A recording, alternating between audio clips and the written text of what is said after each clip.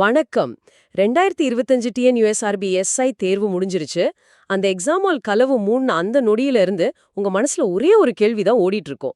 Cut off என்னவா இருக்கும்? நான் அடுத்த ஸ்டேஜுக்கு போவேனா? இந்த ஒரு நிச்சயமற்ற தன்மை ஒருவித பதட்டத்தை உருவாக்கும்னு எங்களுக்கு நல்லாவே தெரியும்.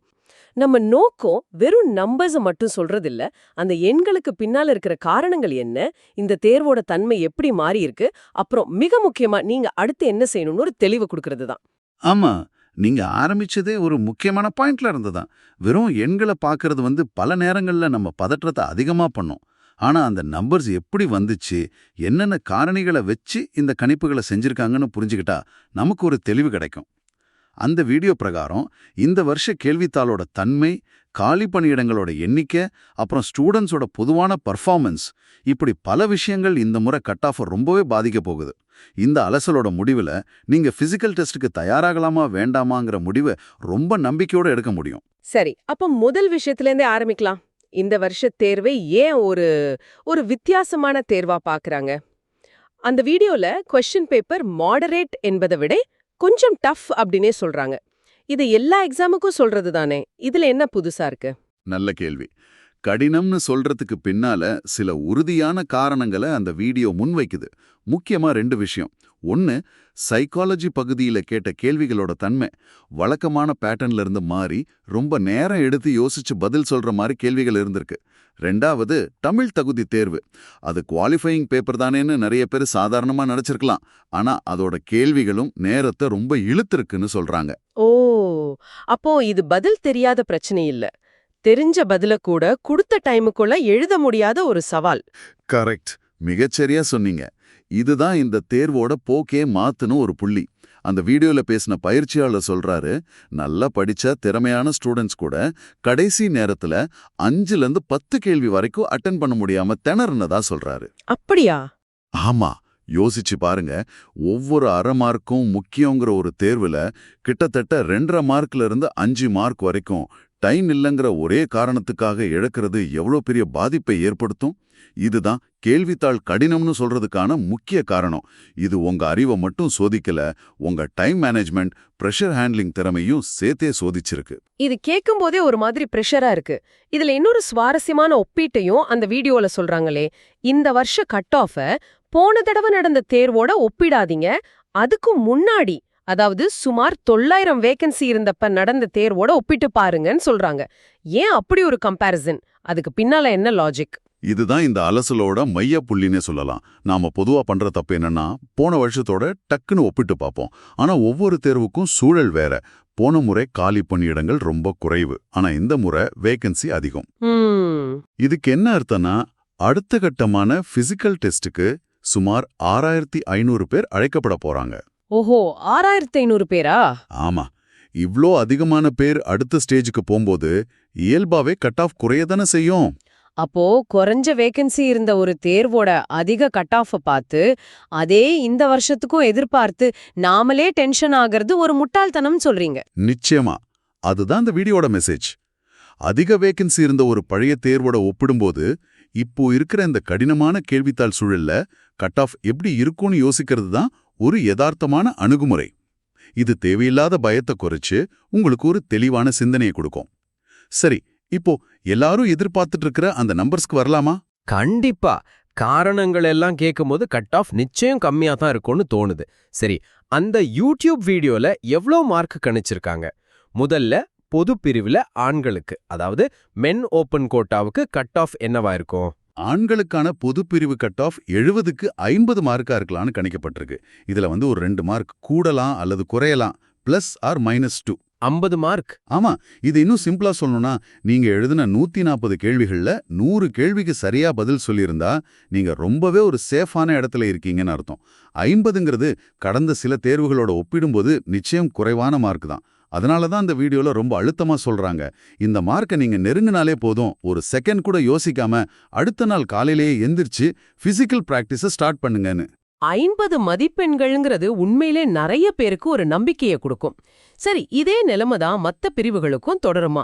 குறிப்பா ஆண்கள்ல ஸ்போர்ட்ஸ் கோட்டா, வார்ட் கோட்டா பத்தி என்ன சொல்றாங்க? அங்கேயும் கட் ஆஃப் குறையுது, ஆனா சில சின்ன வித்தியாசங்களோட. ஸ்போர்ட்ஸ் கோட்டாவுக்கு ஓபன் கோட்டாவோட ஒரு 4 மார்க் வரைக்கும் கம்மியா இருக்கலாம். அதாவது 46 மார்க்ஸ். 4 மார்க்கா? அப்போ 8 கேள்விகள் வித்தியாசம். ஆமா, ஆனா இங்க போட்டி கொஞ்சம் அதிகமா இருக்கும்.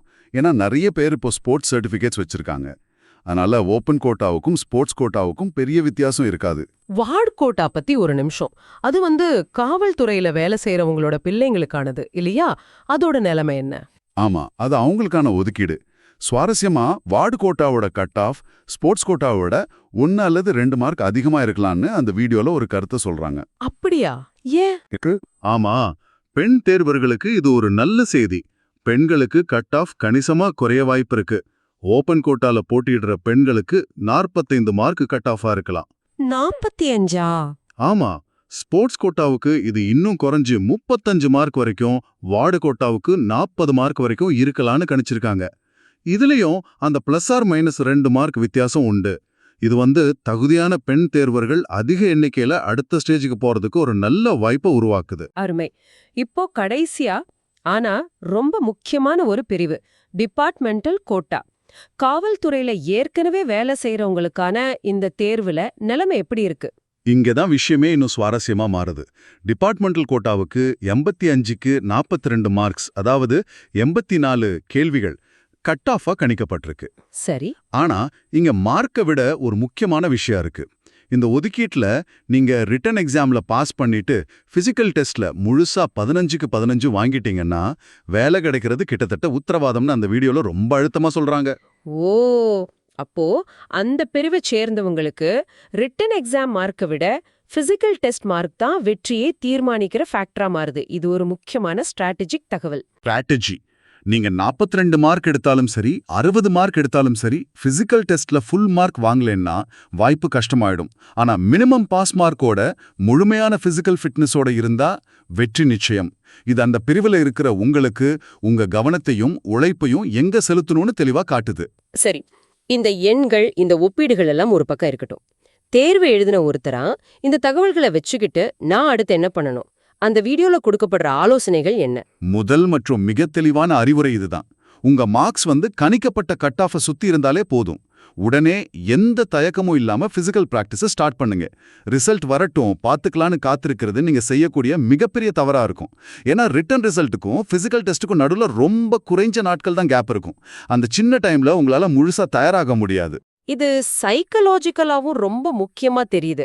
மத்தவங்க கூட மார்க்க ஒப்பிட்டு டிஸ்கஸ் பண்ணி நம்ம தைரியத்தை குறைச்சிக்கிறத தவிர்க்கணும்னு அந்த வீடியோல சொல்றாங்களா? ஆமா, அது 2வது முக்கியமான அட்வைஸ். உங்க நண்பர் உங்களை விட அதிக மார்க் எடுத்திருக்கலாம், இல்ல கம்மியா எடுத்திருக்கலாம். அதை பத்தி பேசிட்டே இருக்கிறது உங்க மன அமைதியை கெடுக்குமே தவிர எந்த பிரயோஜனமும் இல்ல.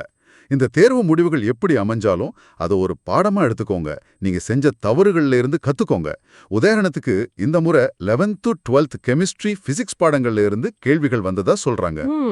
இனிமே வர்ற தேர்வுகள்ல எந்த பாடத்தையும் ஒதுக்காம முழு சிலபஸையும் படிக்கிறது எவ்வளவு அவசியம்னு இது காட்டுது. எதிர்கால தேர்வுகள் பத்தியும் அந்த வீடியோல பேசப்படுது. 2026ல மறுபடியும் ஒரு தேர்வுக்கான அறிவிப்பு வரலான்னு குறிப்பிடப்பட்டிருக்கு. இது எந்த அளவுக்கு ஆஸ்பிரன்ஸ்க்கு ஒரு நம்பிக்கையை தரும்? இது ஒரு மிகப்பெரிய நம்பிக்கையை தரும் விஷயம். கோர்ட் ஆர்டர்ஸ் அடிப்படையில இனி USI தேர்வுகள் தொடர்ச்சியா நடத்தப்பட அதிக வாய்ப்பு இருக்கு. அதனால ஒருவேளை இந்த முயற்சி உங்களுக்கு வெற்றி தரலேனாலும் இதுதான் கடைசி சான்ஸ்னு நினைச்சு மனசு உடங்கிடாதீங்க. உங்க தயாரிப்பை கண்டினியூ பண்ணுங்க. அடுத்த வாய்ப்பு நீங்க நினைக்கிறத விட சீக்கிரமா வரலாம். இது உங்களுக்கு ஒரு லாங் டேர்ம் விஷன் கொடுத்து உங்க ப்ரிப்பரேஷனை தொடர ஒரு மோட்டிவேஷன் கொடுக்கும். அப்படியானால் இந்த விரிவான அலசல்ல இருந்து நாம எடுத்துக்க வேண்டிய மிக முக்கியமான செய்தி என்னன்னு தொகுத்து சொல்லுங்க. சுருக்கமா சொல்லணும்னா ஒரு 3 முக்கியமான செய்திகள். 1, அதிக வேக்கன்சி மற்றும் கடினமான கேள்வித்தாள். இதனால இந்த முறை கட் ஆஃப் மிதமா தான் இருக்கும். அதனால கணிக்கப்பட்ட மார்க் பக்கத்துல நீங்க இருந்தா உங்க உடனடி கவனம் பிசிக்கல் டெஸ்ட் மேல தான் இருக்கணும். 2, இந்த தேர்வு பாட அறிவை மட்டும் சோதிக்கல, டைம் மேனேஜ்மெண்ட், பிரஷர் ஹேண்ட்லிங் மாதிரி திறமைகளும் முக்கியம்னு உணர்த்தியிருக்கு. இது இனிமே வர தேர்வுகளுக்கான உங்க தயாரிப்பு முறையை மாத்தி அமைக்கணும். 3வது செய்தி என்ன?